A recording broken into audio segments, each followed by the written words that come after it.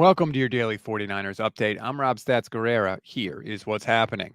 Niners are still in the throes of the bye, so news is scarce. But I did see an article from Matt Barrows in The Athletic that made me feel a lot better about the offense that we're going to see in the second half of this season. We know Brock Purdy has been seeing more man coverage this year, and he struggled with it at times.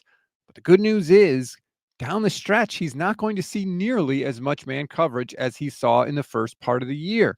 According to Barrows, 8 of the 49ers' next 9 opponents use man coverage less than 29% of the time. They are primarily zone teams. We know what Brock Purdy does against the zone. He eats it for breakfast. So I think you're going to see a lot of the old offense start to come back for the 49ers, which is obviously very good because that old offense was very good. And oh, by the way, Christian McCaffrey is coming back as well. The only team that doesn't use man coverage at that lower rate is the Detroit Lions, who use it almost 50% of the time. So that'll be a whole separate issue. And I know that some of these teams will probably use more man than normal against the 49ers because they've shown a weakness to it.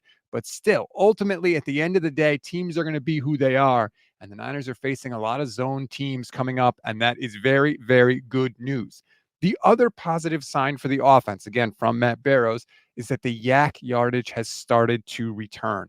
Over the first 4 games, the Niners never went over 100 yards in YAC yardage, but they've hit that mark in 3 of the last 4 weeks, including Sunday against the Cowboys, where they had a season-high 141 yards after the catch. Kyle Shanahan has started to figure things out. He's started to adjust to how defenses are playing the Niners this year, and they're going to see more zone going forward. I think you're going to see this offense kick ass in the second half of the season.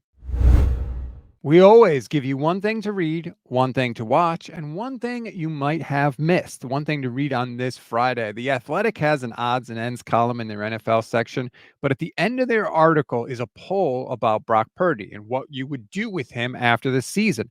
One of the options is sign him for 60 plus million. One of the options is sign him for a max of 55 plus million a year. One is trade, and then there's an other option as well. They're not going to release the results until tomorrow, I believe, but if you want to vote, I'll drop the link in the description of this episode.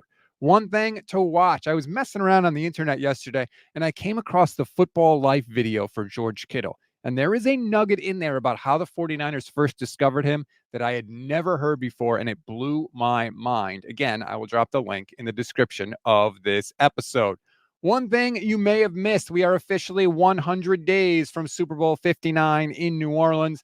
Now, obviously, the Niners have a long way to go if they want to get there, but they're going to need a little help from the NFC. So what should we be watching for and rooting for as the Niners have their bye? A few things. One, I think you should root for the Lions to beat the Packers. Let's just assume the Lions are going to win the NFC North, and we want them to beat every other NFC team that's possibly competing for a wild card spot against the Niners. So take Detroit over Green Bay. We want the Jags to beat the Eagles again. NFC wildcard teams we want to lose.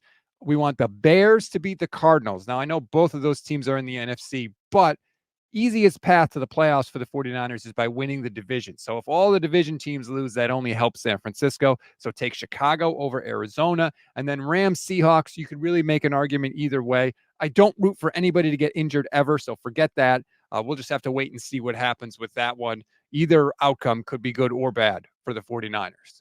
That's a wrap on today's 49ers in 5. Please rate, review, and follow the Gold Standard Podcast Network. Like and subscribe to the YouTube channel as well. Click the bell so you know when we're live, which is every single weekday and after every single 49ers game for you. Enjoy your Friday and your weekend, everybody. I'm Rob Stats Guerrera. We'll talk later today.